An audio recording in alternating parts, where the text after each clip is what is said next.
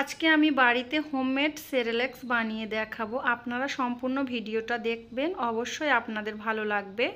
Cerelac বানানোর জন্য আমি এখানে নিয়েছি ভাতের চাল 2 চামচ পরিমাণ, 1 চামচ পরিমাণ আমি নিয়েছি মসুর ডাল, এখানে নিয়েছি ছোলার ডাল 1 চামচ পরিমাণ, পোলাওর চাল নিয়েছি আমি এখানে 1 চামচ পরিমাণ, ডাবলি বুট বা মটর এটা নিয়েছি আমি 1 চামচ পরিমাণ। এখানে আপনারা মুগ ডাল ইউজ করতে পারেন, তাহলে আরও ভালো হবে।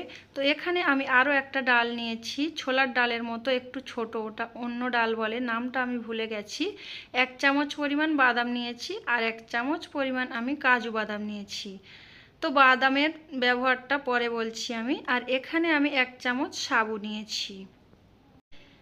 এই উপকরণগুলো নিয়ে আপনার বাচ্চাকে আপনি 6 থেকে 10 মাস পর্যন্ত সেরেল্যাক্স বানিয়ে খাওয়াতে পারবেন। বাইরে থেকে সেরেল্যাক্স কিনে খাওয়ানোর থেকে বাড়িতে হোমমেড সেরেল্যাক্স বানিয়ে খাওয়ানো বাচ্চাদের পক্ষে অনেক স্বাস্থ্যসম্মত হয়। আমি যে উপকরণগুলো নিয়েছি তার থেকে বেশি উপকরণ নিয়েছি বাদাম। তো বাদাম এতগুলো বাচ্চাদের খাওয়ানো চলবে না, তো আমি 1 চামচ করে মেপে দেখিয়ে নিয়েছি। এখানে আমি বাদামগুলো তুলে নিয়েছি, আপনারা দেখে বুঝতে পারছেন 2 রকমের বাদাম তুলে নিয়েছি। আর 2টা কাজু বাদাম দিয়েছি আর অল্প করে চীনা বাদাম এর সঙ্গে মিশিয়ে দিয়েছি। এখানে দেখতেই পাচ্ছেন খুবই অল্প পরিমাণে নিয়েছি।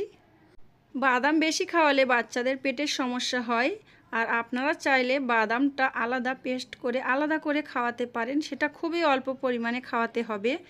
এখানে আমি সব কিছু উপকরণ নিয়ে খুব ভালোভাবে 3-4 বার করে ধুয়ে নিচ্ছি, যাতে করে ময়লাগুলো বেরিয়ে যায়। আর পানিটা যখন সাদা হয়ে আসবে সেই পর্যন্ত ধোয়াটা ক্লিয়ার হয়ে যাবে। তো এই তো এখানে খুব ভালোভাবে ধোয়া হয়ে গেছে। আমি একটা প্লেটে করে এখন আমি রোদের মধ্যে শুকাতে দেব। যাদের বাড়িতে রোদ নেই তারা ফ্যানের বাতাসে শুকিয়ে নিতে পারেন। তো আমার এখানে প্রচণ্ড রোদ ছিল, তার জন্য এখন খুব ভালোভাবে শুকিয়ে নিয়েছি এটা। বাহিরে থেকে সেরেল্যাক্স কিনে খাওয়ালে বাচ্চারা বাড়িতে আর কোনো খাবার খেতে চাইবে না।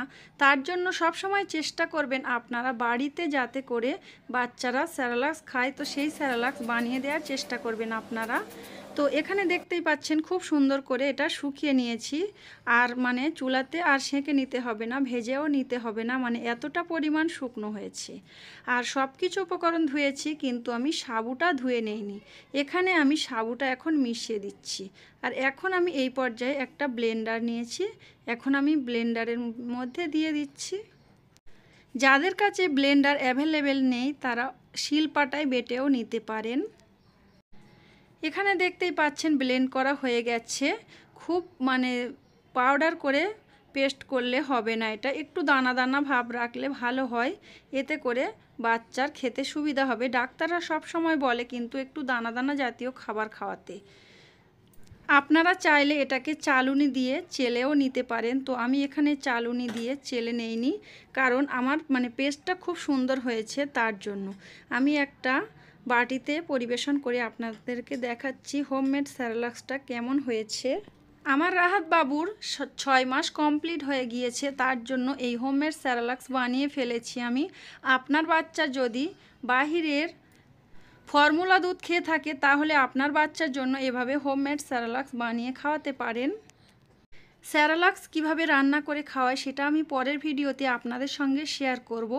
আজকের সেরেল্যাক্স বানানো আপনাদের কাছে কেমন লেগেছে চাইলে কমেন্ট করে জানাতে পারেন।